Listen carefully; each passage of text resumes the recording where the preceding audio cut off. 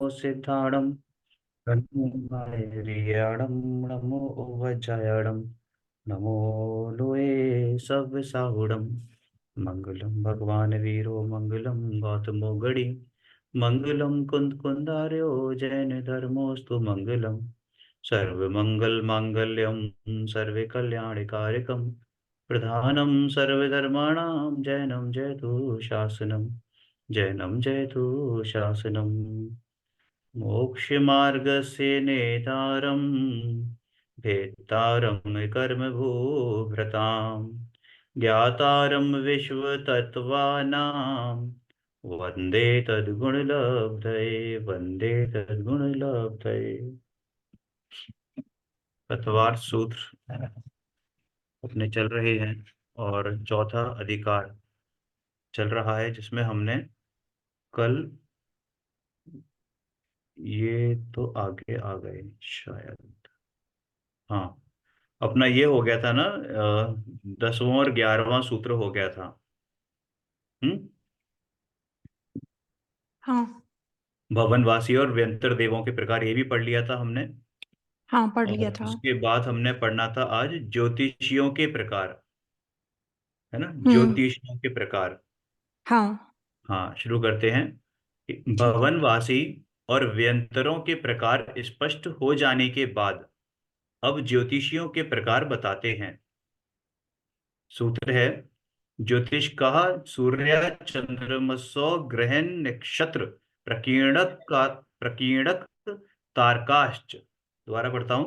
ज्योतिष कहा सूर्य चंद्रमसो ग्रहण नक्षत्र प्रकीर्णक तारकाश्च मेरु प्रदक्षिणा नित्य गतयो नृलोके तत्कृतः काल विभागः बहिर्वस्थितः।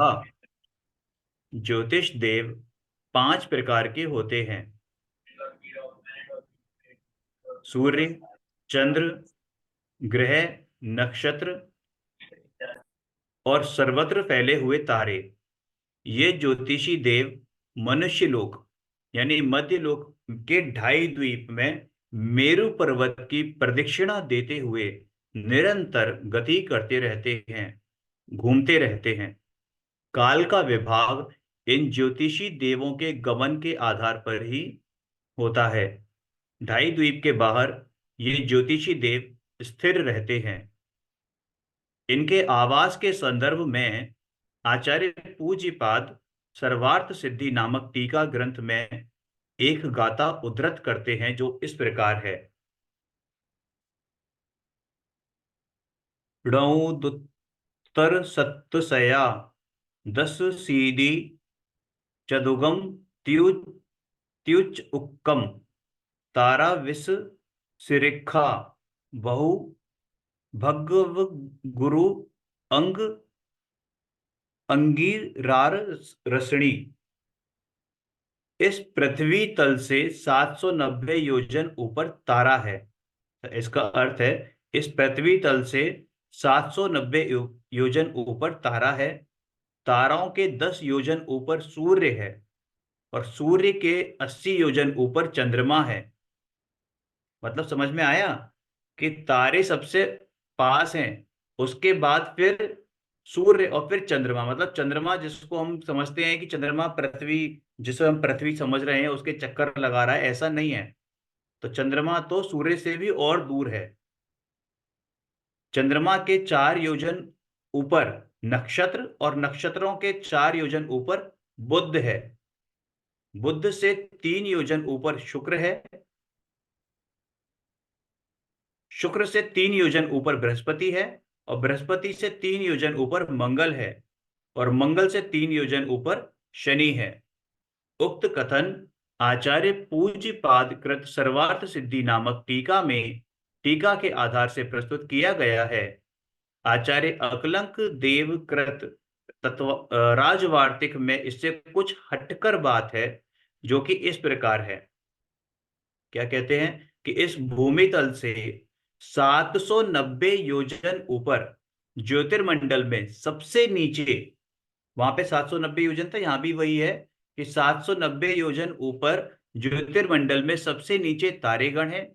उससे 10 योजन ऊपर सूर्य है उससे 80 योजन ऊपर चंद्रमा है, उससे 3 योजन ऊपर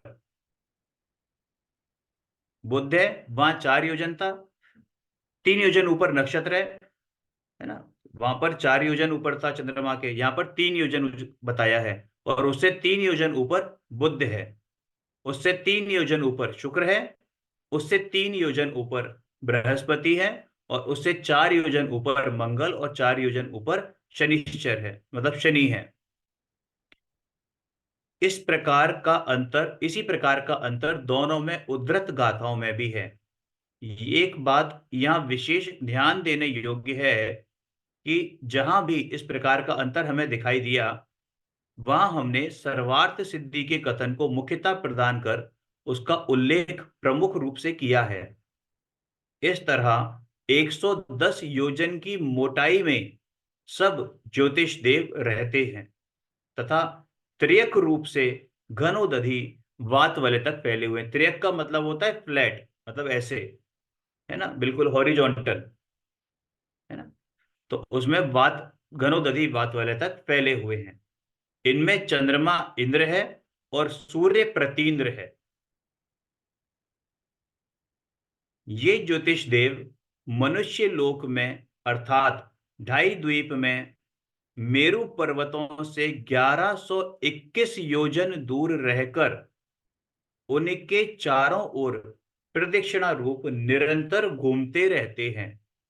जम्बू द्वीप में 2, लवण समुद्र में 4, धातकी खंड में 12, कालोदधी में 42 और पुष्करार्ध में 72 चंद्रमा हैं। इस प्रकार ढाई द्वीप में 132 चंद्रमा हैं। एक चंद्रमा के परिवार में एक सूर्य, 88 ग्रह, 28 नक्षत्र और 66,975 कोड़ा कोड़ी तारे होते हैं। ठीक है ना, मतलब थोड़ा सा हमें श्रद्धान रखना पड़ेगा इस चीज पर, क्योंकि जो हम बचपन से पढ़ते आए हैं विज्ञान या साइंस के रूप में, वो थोड़ा सा इससे हटकर, थोड़ा सा नहीं, काफी कुछ इससे हटकर है। तो हमें श्रद्धान भी रखना है, और इस चीज को मानना भी है कि हाँ भाई ये चीज उन्होंने बोली है तो किसके द्वारा बताई गई है, सर्वज्ञ के द्वारा बताई गई है। तो इस प्रकार से श्रद्धान हमें दृढ़ रखना है कि ये ऐसा है। एक चंद्र ये हो गया। काल दो तो प्रकार का। हेलो। ये जो चंद्रमा है, जम्बू द्वीप में दो हैं, दो चंद्रमा है। और लेकिन हमारा जो भारत क्षेत्र है उसमें एक है। हिमांशु नहीं, भाई। दो दो चंद्रमा है, दो सूर्य हैं। 24 घंटे में एक परिक्रमा कंप्लीट करते हैं। जिस सूर्य और चंद्रमा को हम आज देख रहे हैं वो परसों दिखाई देगा। जो ऐसे सूर्य होता है कल क्या? निकलेगा, हाँ। हाँ देखो ऐसा होता हाँ, है। एक वो जो बता रहे हाँ, सही बता रहे। जो सूर्य हम आज आपके यहाँ निकला हुआ है, ये सूर्य आपको परसों देखने को मिलेगा। कल की सुबह दूसरे वाला सूरज आएगा। ऐसे ही चंद्रमा होता है। तो दो सूर्य दो चंद्रमा, इनकी परिक्रमा ऐसे ही होती है। सेंटर में सुमेरु पर्वत के चारों ओर। पूरा आपको वीडियोस देखनी हो तो वो देखना, उससे समझ आएगा तो आपको जो बहुत। दूसरे वाला चंद्रमा है वो कहाँ जाता है? वो दूसरे क्षेत्र में, हम भारत क्षेत्र नहीं में नहीं हैं। नहीं, एक ही क्षेत्र में है। जब हम एक को देख पाते हैं तो दूसरा दूसरी डायरेक्शन में होता है, अपोजिट डायरेक्शन में होता है। अच्छा। हम्म। ठीक है। चंद्रमा भी ऐसे ही होगा। हाँ, हाँ। चंद्रमा भी और सूरज भी ऐरावत क्षेत्र से और हमारे क्षेत्र से पूरा सर्कल में प्रदक्षिणा करते हैं। तो इन्हीं से दिन और रात होती है, लेकिन दो है ये, तो एक तीसरे दिन दिखाई देता है हमें। जो सूरज आज हमारे यहाँ था वो ऑल्टरनेट डे में, कल ऐरावत में ऑल्टरनेट था। डेज में दिखाई देते हैं, हाँ, ऑल्टरनेट हमारे डेज यहाँ में। दूसरा होता सूर्य है। भी और चंद्रमा भी? हाँ। हाँ, हाँ, दोनों। मतलब अच्छा, जो सूर्य ठीक है। तुमने आज देखा, जो देख रही हो, हम्म। ये अब तुम्हें हम्म। परसों दिखाई देगा, यही वाला सूर्य। और जो कल अच्छा, देखा था वो कल दिखाई देगा। सही है। हम्म। है ना। काल दो प्रकार का होता है, निश्चय काल हम्म। और व्यवहार काल। घड़ी, मुहूर्त, दिन, रात, पक्ष, यानी 15 डेज, फोर्टनाइट कहते हैं पक्ष को। मास, वर्ष आदि को व्यवहार काल कहते हैं। और इस व्यवहार काल का व्यवहार इन चंद्रमा सूर्य की गति से होता है। दिन पक्ष और 15 रात। डेज का होता है। हाँ, पक्ष, पक्ष हाँ 15 पक्ष पक्ष 15 डेज, फोर्टनाइट। 15 की 14? फोर्टनाइट कहते हैं ना 15 डेज का, 15। जब जैसे आते हैं ना चतुर्दशी से चतुर्दशी, अगली हाँ, तो चतुर्दशी 14 दिन हो गई वो तो। हाँ, ठीक है। तो वो तो 14 दिन हो गए ना चतुर्दशी। 14 डेज का मेरे ख्याल से 15 डेज का ही होता है, पक्ष का मतलब है 15 दिन माना जाता है। ठीक है। 15 डेज ही होते हैं 15 वो, डेज हो जाता है ना। हो जाता है। एक फिफ्टीन चतुर्दशी पहले उसमें लग जाती है, एक बाद के उसमें, तो वो भी तो काउंट होगी ना। 15 डेज ही माने जाते हैं। तो क्या 15 हिमांशु भाई डेज कुछ ही हो बोल रहे हैं, क्या जाते कह हैं। रहे हैं आप? चतुर्दशी के बाद अमावस आएगी ना, हाँ फिर 15वीं अमावस होती है या पूनम होती है, हाँ, वही कह फिर रहा हूँ उसके ना, बाद 15 दिन का हो, पूनम 15 दिन। होती अच्छा, है तो वो भी 15 दिन काउंट की होते होती है हैं। ना। हाँ, ठीक है। तो उसके चतुर्दशी के बाद अमावस आएगी, शुक्ल पक्ष की होगी तो पूनम आएगी, और कृष्ण हम्म पक्ष की होगी तो अमावस आएगी, फिर पहले अच्छा, हाँ, उसके बाद फिर शुक्ल पक्ष एकम। और कृष्ण पक्ष जो बोलते हैं वो हाँ इसीलिए हाँ बोलते हैं। हाँ। हम्म। हम्म। 15 पहला 15 दिन। पहला शुक्ल पक्ष और फिर कृष्ण पक्ष, ऐसे 15-15 दिन के होते हैं पक्ष। शुक्ल पक्ष के बाद पूनम आती है और कृष्ण पक्ष के बाद अमावस आती है, राइट? हम्म। ठीक कृष्ण है। पक्ष के बाद नहीं, कृष्ण पक्ष में अमावस होती है, और शुक्ल हम्म। पक्ष में पूर्णिमा होती है। पूर्णिमा के कारण उसको शुक्ल कहते हैं, और कृष्ण पक्ष को अमावस के कारण उसको कृष्ण कहते हैं। यानी कि जब चंद्रमा ढकता है, हम्म। जिन 15 दिनों में वो चंद्रमा ढक, शुक्ल, वो पहले कृष्ण चांदनी पक्ष में रात और बुलाते हैं। अंधेरी रात बोलते वो थे ना, कृष्ण, सिंपल अच्छा। भाषा में। अंधेरी कृष्ण रात माने और काला, चांदनी शुक्ल रात। माने सफेद। ठीक है। हम्म, ठीक है, पढ़ो आगे पढ़ो। हम्म। अब है ऊर्ध्वलोक, वैमानिक देव, अधोलोक और मध्यलोक की एवं भवनवासी व्यंतर और ज्योतिष देवों की चर्चा होने के उपरांत अब ऊर्ध्वलोक और वैमानिक देवों की चर्चा आरंभ करते हैं। वैमानिक देवों के स्वरूप को बताने वाले कुछ सूत्र इस प्रकार हैं। वैमानिकः कल्पोपपन्नः कल्पातीत कल्पातीताश्च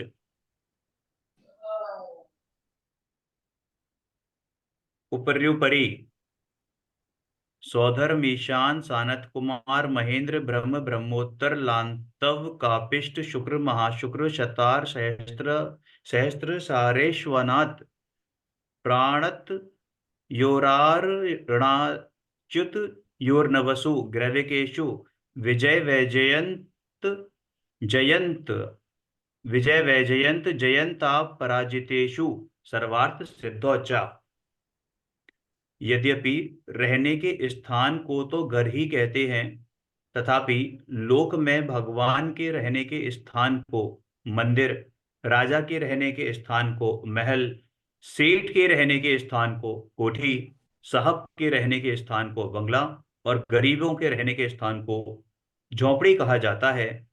उसी प्रकार पुण्यशाली प्रभावक देवों के रहने के स्थान को विमान कहते हैं। उक्त विमानों में रहने वाले देवों को वैमानिक देव कहते हैं। यहां से वैमानिक देवों का वर्णन प्रारंभ होता है। 16वां सूत्र मात्र इतनी ही बात बताता है। वे वैमानिक देव दो प्रकार के हैं, कल्पोपन्न और कल्पातीत। जहां इंद्र सामानिक आदि की कल्पना होती है, उन 16 स्वर्गों को कल्प कहते हैं। और जहां इस प्रकार की कल्पना या भेद नहीं है, सभी एक समान ही हैं, सभी अहमेंद्र ही हैं, उन 9 ग्रैवयक, नव अनुदेश और 5 अनुत्तर विमानों को कल्पातीत कहते हैं। ये 16 स्वर्ग और नवी नवग्रैवयक आदि सभी ऊपर ऊपर हैं। सौधर्म ईशान, सनत कुमार माहेंद्र, ब्रह्म ब्रह्मोत्तर, लांतव कापिष्ट, शुक्र महाशुक्र, शतार सहस्त्रार, इन 6 युगलों के 12 स्वर्गों में, आणत प्राणत इन 2 स्वर्गों में, आरण अच्युत इन 2 स्वर्गों में, नवग्रैवयक विमानों में, नव अनुदिश विमानों में, और विजय वैजयंत जयंत अपराजित व सर्वार्थ सिद्धि इन 5 अनुत्तर विमानों में वैमानिक देव रहते हैं। देखो ऊपर जो 6 युगल यानी कि 12 स्वर्ग वो हो गए, बाकी के फिर 2 जोड़े नीचे बताए, आणत प्राणत और आरण अच्युत। तो ये इस तरीके से कितने हो गए? थोड़ा 16 सा स्वर्ग। स्लो, थोड़ा सा स्लो, ये पैराग्राफ थोड़ा समझ नहीं आया, कौन सा? कॉम्प्लिकेटेड सा लग रहा है। कौन सा? यहाँ इंद्र सामानिक आदि की कल्पना, ये पूरा का पूरा पैराग्राफ है ना ये जो जो है ना, हाँ मैं 17 बता रहा सूत्र हूँ है। बता रहा हूँ बता रहा हूँ बता रहा हूँ बता रहा हूँ। ये जो पद है ना, पद पद है, ये हम्म डेजिग्नेशन दे रखी है कि सौधर्म ईशान सनत कुमार माहेंद्र, ये डेजिग्नेशन है ना ये। तो हम्म ऐसे जो पद हैं, है ना, ये इसमें डेजिग्नेशन किस चीज की है? इंद्रों की, इंद्रों की। अच्छा, तो धर्म इंद्र और ईशान इंद्र कहते हैं ना जब हम पूजा करते हाँ हैं तो। हाँ हाँ। ये तो स्वर्गों के भी नाम है क्या? हाँ, स्वर्गों के नाम है ये, सौधर्म ईशान सनत कुमार महेंद्र। ठीक है ना? हम्म ठीक है। तो आप 6 कुछ कह रहे युगल हो? के आप 12 कुछ कह रहे स्वर्ग हो हो पूनम गए। जी? आपकी म्यूट थी, समझ ही नहीं आया आप क्या बोल रहे हो, क्या दिखा रहे हो आप? मैं तो क्या? ये दिखा रही हूँ कि ऐसे जो विमान है ना देवों के, ये युगलों के नाम है विमानों के। हाँ, विमानों के इनकी जो है ये है ना, एक्चुअली में जैसे होता है ना, एक बिल्डिंग है ना, 8 हम्म माले की बिल्डिंग, 8 माले की हाँ, बिल्डिंग में अलग अलग फ्लोर पे, दो हर एक दो फ्लोर पे 2 है। हाँ हाँ, 8 फ्लोर की बिल्डिंग है, एक फ्लोर पे 2। ठीक है, ठीक दोनों है, फ्लैट, बिल्कुल त्रियक त्रियक है ना, फ्लैट तो ऐसे। 8 8 16 हो गए, हाँ 16 स्वर्ग जो कहते हैं। हाँ। और सबसे ऊपर जो 16वां स्वर्ग है वो सर्वात सिद्धि है। 16वां स्वर्ग नहीं, 16वां स्वर्ग नहीं, वो तो फिर स्वर्गों से ऊपर है। 16वां स्वर्ग में नहीं, 16वां स्वर्ग तो ये है आपके आरण और अच्युत हैं, ये 15 16वें स्वर्ग। ठीक है। फिर उसके कहाँ बाद पर, एक नौ, बार हाईलाइट करना, पर कौन सा है 16वां? पूजा 2 स्वर्ग, पहला और दूसरा एक ही तल पे है। ये जो है ना अच्छा, थर्ड और ये जो है, आरण फोर्थ अच्युत। एक तल पे है। हाँ, ये फर्स्ट इन दो स्वर्गों में ये लास्ट के 2 हैं। ठीक है। आरण और अच्युत, ठीक है, हाँ, ये है 16 स्वर्गों में लास्ट के 2, 15 और और 16। फिर इससे ऊपर है 9 ग्रैवयक। 9 ग्रैवियक, जैसे ठीक है। एक तल पे 9 फ्लैट बना दे, वो ऐसे हैं। हाँ, और अच्छा, फिर अनुदिश है, एक ही तल पे 9 फ्लैट बना दे, ऐसे ही अनुदिश है फिर। तो ये 9 ग्रैवियक और 9 अनुदिश, मतलब 9 फ्लैट है, उनके अलग अलग विमान है। 16 में से ऊपर जैसे 8, हाँ, 16वें से ऊपर। उसके ऊपर 9 ग्रैवक एक ही तल पे, ठीक है, फ्लोर तो ये पे। जो ग्रेवे की, ये भी नाम है विमानों का ना? हाँ हाँ, हाँ। नो नो, ठीक है, हाँ विमान है ये भी ग्रैविक। और ऐसे ही नव अनुदिश, उससे ऊपर वाली मंजिल पे 9 एक साथ, ठीक है। ठीक है। हाँ, इनका और एक ऐसे कांटेक्ट नहीं होता, मतलब जमीन तो जैसे एक ही होते हैं, लेकिन अलग अलग होते हैं सारे, जुड़े हुए नहीं होते ये। अच्छा, जु, मतलब जुड़े हुए नहीं डिपार्टमेंट होते। अलग अलग है, क्यूबिकल फॉर्म में, मतलब क्यूबिकल तो क्या क्या कहेंगे, लेकिन इस तरीके से समझ लो कि मतलब बिल्कुल बस जैसे एक से दूसरे का कांटेक्ट नहीं है। हाँ, ये तल है ना, ये ऐसे होते हैं एक दूसरे के, जुड़े नहीं होते। जैसे इस पे 9 बने हुए हैं, तो अलग अलग जगह पे 9 बने होंगे ये। अच्छा, समझ आ गया। हम्म, जैसे ठीक भी कॉपी पे बताया ना ये करके, हाँ हाँ। ठीक है। हम्म। तो 16 स्वर्ग हो गए, 9 ग्रैवियक, 9 अनुदिश विमान, और उसके बाद ये विजय, पांच वैजयंत, पांच अनुत्तर जयंत। विमान है। अच्छा, 5 अनुत्तर, ओके ठीक है। हाँ, और सबसे ऊंचा जो विमान है, सबसे ऊंचा वो है सर्वार्थ सिद्धि, सबसे आखिर में, जहाँ 5 पांडवों में से अच्छा, 2 पांडव गए हैं सर्वार्थ कौन सिद्धि, कौन से? नकुल और सहदेव। नकुल और सहदेव सर्वात सिद्धि में गए हैं? हाँ जी। अच्छा, 112 और पॉइंट लगा के दिखा दो भैया, और उसके साथ। सर्वार्थ सिद्धि से सिर्फ एक भव रह जाता है, वो पहले मनुष्य बनते हैं और फिर मनुष्य के हाँ, बाद फिर सीधे। सीधे मोक्ष जाते हैं। हम्म, इससे पहले वाले पैराग्राफ का भी नहीं समझ आया था, वो भी समझा दो, ये तो अच्छे से समझ आ गया, याद रहेगा। इनको ज्यादा नॉलेज है, इनसे बताओ भैया पूनम जी। कौन से पेज का है? बताओ, कौन इसी से पेज वाले? पे जहाँ इंद्र सामनिक आदि, लास्ट पैराग्राफ। अच्छा, ये मतलब जैसे जो सामनिक है ना, इसमें जैसे एक राजा राज करता है ना, राजा हो गया, उसका मंत्री हो गया, उसके अधिकारी गण हो गए, और फिर उसकी क्या कहते हैं, सेना हो गई, फिर जैसे हम्म जनता होती है, परिवार होता है। तो कल्पो पन के तो ऐसे होते हैं कि जैसे राजा है, फिर उसके मतलब साथी भी होते हैं। जैसे बैठक होती है तो उनका पूरा परिवार ऐसे होता है, उसमें कुछ जैसे ऐरावत हाथी का जिक्र आता है ना, इस तरह के हाँ। वैकृत वाले देव भी होते हैं जो अपने आप को ऐरावत हाथी की शेप देते हैं। तो उसका पूरा अच्छा। ऐसे राज चलता है एक तरह से। लेकिन जो कल्पातीत है उसमें सबके सब एक ही पद वाले होते हैं, कोई किसी का सेवक, दास, सेना या परिवार या कुछ नहीं होता। वो सब एक ही पदवी के होते हैं, सबके सब। ये वो फर्क है। कल्पातीत में होता है। हाँ, वो कल्पातीत में होता है। और तो कल्पोपत्र पत्र जिनमें नहीं है भेद वो, होते हैं। कल्पोपन्न, कल्पोपन्न। कल्पोपन जिनमें डबल। भेद होते हैं कि राजा अलग और सब अलग है ना। हाँ हाँ हाँ। इंद्र होता है हर एक में सबसे बड़ा, फिर प्रतिंद्र होता है उसका सहायक। ठीक है। फिर क्या ठीक है। कहते हैं, सभागण होते हैं बहुत सारे। फिर उनके क्या हम्म। कहते हैं, द्वारपाल भी होते हैं, जनता भी होती है, अच्छा। किल्बिष नाम के। फिर उसमें नीच जाति के देव भी होते हैं जो और सेवा के काम करते हैं। तो ऐसा बहुत लंबा अच्छा। चौड़ा परिवार चलता है। हाँ। सही है। ठीक है, थैंक यू, समझ आ गया, आगे कंटिन्यू करो। है ना। फिर इंद्रादि के भेद तो भवनवासी आदि में भी हैं, तथा उन्हें कल्पोपन्न क्यों नहीं कहते।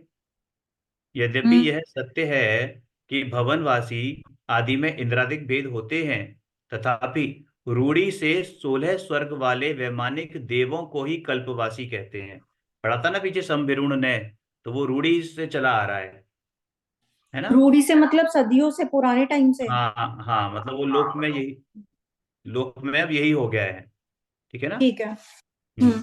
जिस प्रकार अधोलोक में सब एक दूसरे के नीचे है, जैसे नरक की हमने पढ़ी थी, तो एक हम्म। एक नरक, फिर दूसरा नरक, फिर तीसरा, दूसरा फिर फिर चौथा, फिर तीसरा। पांचवा, हाँ। है ना। लेकिन वहां पर क्या है, वहां पर जो है, मतलब ऊपर स्वर्गों में सब उसी प्रकार, सर्वों में सब ऊपर ऊपर ऊपर है। ऊपर ऊपर ऊपर तो है, ऊपर लेकिन ऊपर। ऐसे है ना, पहले एक फ्लोर जिसपे दो होंगे, फिर फिर दो, फिर दो, इस तरीके से ऊपर ऊपर। सही है। हाँ। हम्म। ठीक है। उसी प्रकार स्वर्गों में सब ऊपर ऊपर है, मध्य लोक में सब तिरछे, तिरछे का मतलब फ्लैट बसे हुए हैं, और एक मतलब द्वीप को, हॉरिजॉन्टल। हाँ हॉरिजॉन्टल, मध्य लोक की बात है इसमें, है ना। एक द्वीप को एक समुद्र घेरे है, और एक समुद्र को एक द्वीप घेरे हैं। तीन लोक और ढाई द्वीप के नक्शे को देखकर यह बात आसानी से समझ में आ सकती है।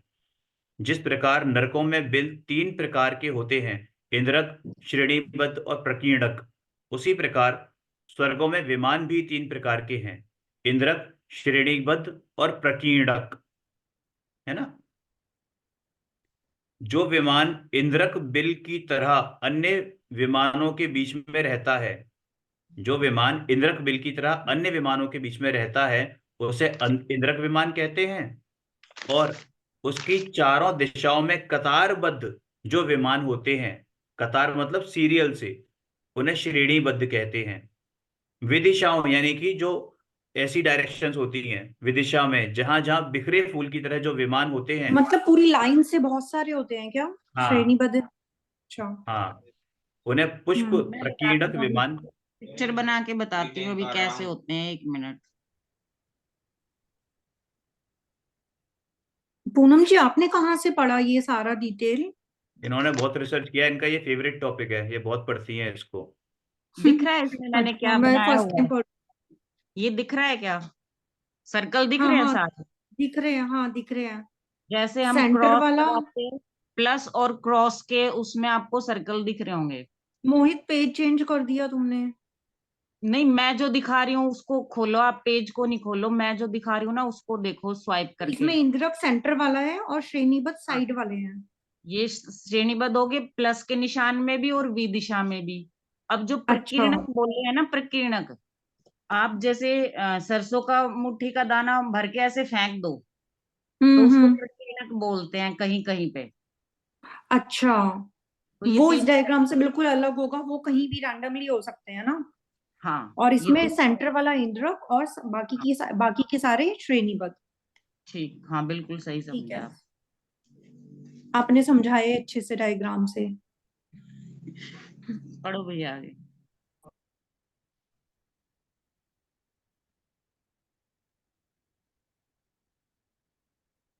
ठीक है। हम्म। तो ये पुष्प प्रकीर्णक तक हो गया। इसके बाद है सर्वप्रथम सौधर्म और ईशान कल्प स्वर्ग हैं, इनके ऊपर सानत कुमार और महेंद्र कल्प हैं, इनके ऊपर ब्रह्म और ब्रह्मोत्तर कल्प हैं, इनके ऊपर लांतव और कापिष्ट, और इनके ऊपर शुक्र और महाशुक्र, इनके ऊपर शतार और सहस्त्रार, और इनके ऊपर स्लो आनत और स्लो प्राण। स्लो स्लो स्लो, फिर ये समझ नहीं आएगा, रिपीट करना अरे पड़ेगा। ये तो समझने का है, इसमें तो रटने वाली चीज है ना। ये इंद्रों के नाम दे रखे हैं, स्वर्गों के नाम दे रखे ये हैं। सुनो, इसमें है ना, आप 192 पेज निकालो, इनको अच्छे से समझ आएगा, उसमें डायग्राम है। 192 पेज निकालो आप इसमें। डायग्राम इसमें अगर दे नहीं खाली रखा है। पढ़ने का ही है तो फिर 92 पेज हम पे है ना डायग्राम। अरे बुक पीडीएफ में नहीं है डायग्राम, पीडीएफ में नहीं है, मिस है। में नहीं है। वो मैं समझा दूंगा, बाद में समझा दूंगा।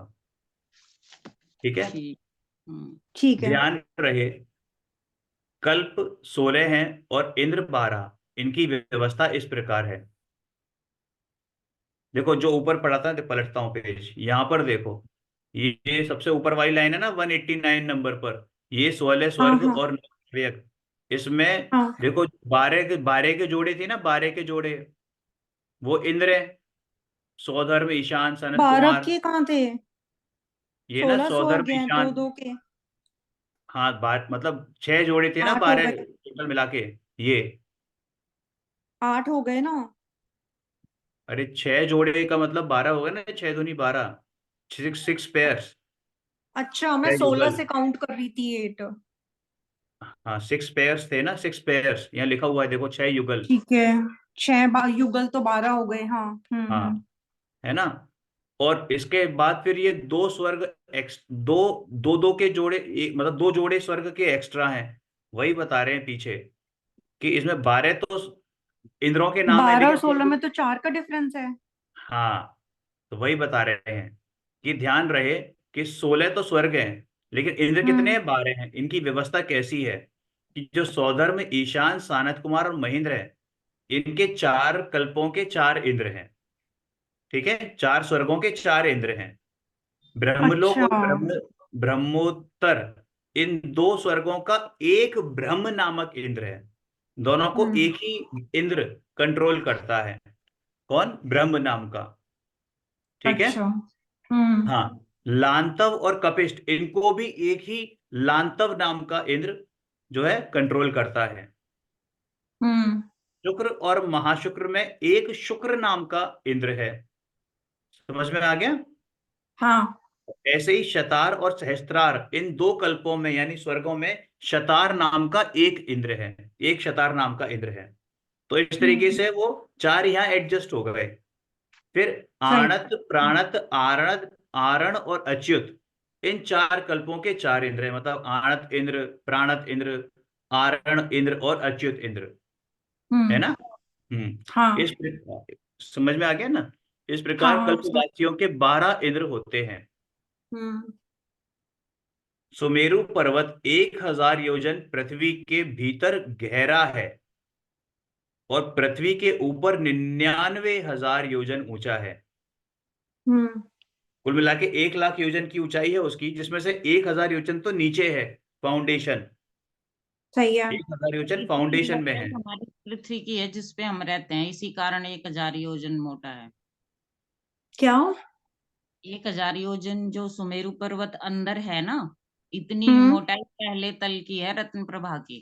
पृथ्वी जिस पर हम रहते हैं, जिसके ऊपरी भाग पर 1000 योजन मोटाई है उसकी भी। हाँ मध्य लोक में जहां तो हम रहते हैं हाँ, 1000 योजन का पहला मोटाई पहले है। नरक का नाम था ना रत्न प्रभा, पहले नरक का नाम। हाँ, रत्न प्रभा। हम्म। तो रत्न प्रभा की छत पर हम रहते हैं। रत्न प्रभा हाँ का आगे 3 भाग है ना, इसके भी, रत्न प्रभा के भी। हाँ, 3 भाग है। तो उस 3 में पहले के भी 16 भाग है। वो पहला भाग अच्छा 1000 योजन का है जिसके ऊपर हम रहते हैं। अच्छा, उसके बस एक हम्म पहले भाग में से 1000 योजन का है जो उसमें, हम्म उसके ऊपर हम रहते हैं। ठीक है। ठीक है। हम्म। उसके नीचे अधोलोक है। मेरु पर्वत की जितनी ऊंचाई है, मेरु पर्वत की जितनी ऊंचाई है उतना मोटा और तिरछा फैला हुआ त्रियक लोक है। उसके ऊपर हम्म। ऊर्ध्व लोक है। मेरु पर्वत के एक बाल के अंतर से, सुमेरु पर्वत के एक बाल के अंतर से ऋजु विमान है, जो सौधर्म कल्प का इंद्रक विमान है। समझ में आया? मतलब मतलब नहीं। कि जैसे सुमेरु पर्वत है ना, सुमेरु पर्वत सपोज यूं है सुमेरु पर्वत, तो इसके हम्म जस्ट ऊपर सिर्फ एक बाल के गैप से ऊपर सबसे हम्म। पहला स्वर्ग है, सौधर्म अच्छा, इंद्र। इसके ऊपर, अच्छा अच्छा, हाँ, ठीक है। सबसे मतलब बिल्कुल सुमेरु पर्वत के बिल्कुल बाल बराबर ऊपर, है हम्म। ना। हाँ तो ये स्वर्ग का विमान यहाँ पे, पहले स्वर्ग हाँ, का, पहले ये दूसरे है का, सौधर्म कल्प का इंद्रक विमान। चौदह का।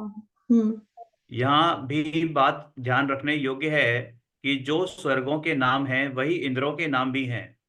तभी कहते हैं ना सौधर्म इंद्र है।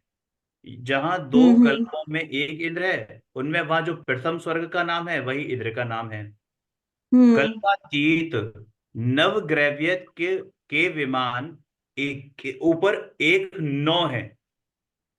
हम्म। पूनम जी, आप तो हम्म। कुछ गलत मतलब गलत तो नहीं कहूंगा, लेकिन वो थोड़ा सा वो हो रहा है कॉन्ट्राडिक्शन हाँ जो आपने हाँ, बताया था। सही कह रहे हो, इस पिक्चर में भी एक के ऊपर एक बनाए हुए हैं ग्रेवे। हाँ, तो इसमें जो ग्रैविक हैं वो एक फ्लैट पे नहीं है, वो 9 अलग अलग स्टोरीज है। हाँ, अनुदिश की भी अच्छा, नौ ठीक है। दे रखी है है, ना, और एक के ऊपर एक, अनु मतलब 9 ग्रैविक, पहला दूसरा तीसरा इस तरीके से, फिर उसके ऊपर 9 अनुदिश, और फिर 5 अनुत्तर। हाँ सही है, ठीक है, पिक्चर में भी ऐसे ही दिया हुआ है, सही है। समझ में आया? हाँ, आ अनुदिश गया, की करेक्ट कर लिया। हाँ 5, वो गलती रह हाँ। गई, अनुदिश है, जैसे मैं अधो बोल रही थी ना वैसे अनुदिश है। हाँ, अधो अधो ग्रैविक के 3 पटल, उनके ऊपर मध्य ग्रैविक के 3 पटल, और ऊपर ऊर्ध्व ऊर्ध्व ग्रैविक के 3 पटल हैं। इनके ऊपर अनुदेश के 9 विमान है जो कि एक ही पटल में है। अनुत्तर विमानों में सबसे बीच में सर्वार्थ सिद्धि नाम का विमान है, सबसे बीच में, और उसकी चारों दिशाओं में शेष 4 अनुत्तर विमान विजय, वैजयंत, जयंत और अपराजित हैं। एक विशेष बात ध्यान देने वाली ये है कि भवन वासियों के 40, व्यंतरों के 32, कल्पवासियों के 24, ज्योतिषों के चंद्रमा और सूर्य, ऐसे इस प्रकार सब मिलकर 98 इंद्र होते हैं। तुमने पढ़ा होगा या सुना होगा कि भगवान का संवत्सरण होता है तो 100 इंद्र हाजिरी लगाते हैं। 100 हम्म इंद्रियों की हाजिरी में उनका संवत्सरण खेलता है ना, हम्म वो देवध्वनि कीर्ति है। तो वो हम्म 100 इंद्र कैसे होते हैं? ये 98 जो सामने लिखे हुए हैं, है ना। इसके एक अलावा मनुष्यों में यानी नरों में सबसे श्रेष्ठ नर का इंद्र नरेंद्र, जो कि होता है चक्रवर्ती। हम्म ठीक है, और त्रियंचों में सबसे बड़ा कौन? शेर। तो ऐसे ये 100 इंद्र माने जाते हैं। 100 तो इंद्र वो वहां हाजिरी। चक्रवर्ती को भी इंद्र मानते हैं और शेर को भी? नरेंद्र हो गया ना, नर का इंद्र। नरों में सबसे सर्वश्रेष्ठ कौन है? चक्रवर्ती है उस समय, हम्म अच्छा, सही है है। ना। हम्म। और त्रियंचों में सबसे सर्वश्रेष्ठ कौन? शेर, सिंह। तो शेर तो बहुत सारे हो सकते हैं। हाँ, तो वो बहुत सारे हो सकते हैं, पर वो क्वालिटी तो वो हो गई ना, कैटेगरी। उनमें एक ही होगा, जैसे चक्रवर्ती एक होता है, उसमें से एक शेर ऐसा होगा जो कि शेरों का राजा होगा, मतलब इंद्र होगा। एक ही आता होगा सम्मोहन में शेर, जैसे चक्रवर्ती एक ही होता है ना, एक ही जाता है। ठीक है। हम्म है ना। अब देखो यहाँ लिखा हुआ है सब, ये जो मैंने बोला वही लिखा हुआ है। मनुष्यों का इंद्र हम्म। चक्रवर्ती होता है, पशुओं का इंद्र जंगल का राजा शेर है। इस प्रकार 100 इंद्र हो जाते हैं। ठीक है। ठीक है। हाँ, ये एक्चुअली ये जो गाथा है ये वाली, ये वृद्ध हम्म द्रव्य संग्रह की पहली गाथा की है, पहली गाथा से उद्धृत की गई है। हम्म भवड़ालय चालीसा, विंतर हम्म देवाण होंति बत्तीसा, कप्पा मर चौवीसा, कप्पा मर चौवीसा, चंदो सूरो डरो णरो तिरियो। भवन वासियों के 40, व्यंतर देवों के 32, कल्पवासी देवों के 24, और चंद्र सूर्य और नर और त्रियंचों के, है ना, मनुष्यों का चक्रवर्ती और त्रियंचों का शेर। इस प्रकार से 100 इंद्र तीर्थंकर सर्वज्ञ भगवान की वंदना करते हैं। ठीक है। हाँ, हम्म। आगे। अब नेक्स्ट वैमानिक पे। देवों में हीना दिखता। हम्म वैमानिक देवों में नीचे की अपेक्षा ऊपर के देवों में क्रमशः कुछ चीजों में अधिकता और कुछ चीजों में हीनता होती है। अब यह दिखाती हैं जो इस प्रकार है। स्थिति, प्रभाव, सुख, द्युति, लेश्य, विशुद्धि, इंद्रिय अवधि, विषय तो अधिकाः, गति, शरीर, परिग्रहाभिमान तो हीनः। वैमानिक देवों में स्थिति, प्रभाव, सुख, द्युति, लेश्य, विशुद्धि, इंद्रिय विषय और अवधि विषय की अपेक्षा ऊपर ऊपर के देव अधिक हैं। गति, शरीर, परिग्रह और अभिमान की अपेक्षा ऊपर ऊपर के देव हीन हैं। मतलब ये मुझे भी समझना पड़ेगा, मैं भी पढ़ ही रहा पूना हूँ। बता सिंपल दो। फीलिंग हुआ है भैया, जैसे जैसे ऊपर जाते हैं उन देवों में स्थिति, प्रभाव, सुख, द्युति और लेशा, विशुद्धि, इंद्रिय विषय और स्थिति का मतलब आयु, स्थिति का बढ़ती मतलब जाती आयु, है। है जो ना? अच्छी चीजें हैं वो बढ़ती जाती हैं, हाँ। हाँ, और जो अच्छा। अच्छी चीजें नहीं है, जैसे गति हो गई, शरीर, परिग्रह, अभिमान, वो ये कम ऊपर होते के जाते हैं, तीन यानी कम है, यानी अच्छा। नीचे के देवों में कम ज्यादा होते जाते हैं। होती है। वैमानिक देवों में नीचे के देवों से ऊपर के देवों की आयु अधिक होती है। प्रभाव यानी इन्फ्लुएंस बहुत ज्यादा होता है। लौकिक सुख की अनुकूलता भी अधिक होती है। अनुकूलता, अनुकूलता में लीनता नहीं, अनुकूलता, है ना? हम्म शरीर आदि की कांति भी उत्कृष्ट होती जाती है। कषाय मंद होने से लेश्याओं की विशुद्धि भी अधिक होती है। पांच इंद्रिय और लेश्याओं की अवधि ज्ञान में क्या? लेश्याओं की विशुद्धि बढ़ती जाती है, मतलब लेश्याएं और शुभ शुभ लेशिया है विशुद्धि ना, शुभ बढ़ती, लेशिया, शुभ शुभ शुभ लेशिया। लेश्या बढ़ती जाती है। हाँ, तो हम ऐसे उनकी जो ले सकते हैं कि इंटेंसिटी, शायद कम होती इंटेंसिटी, जाती है। इंटेंसिटी है ना, शुभ लेशियाओं की इंटेंसिटी वो बढ़ती जाती है। ठीक है। और पांच इंद्रियां और अवधि ज्ञान से जानने का विषय भी अधिक होता जाता है।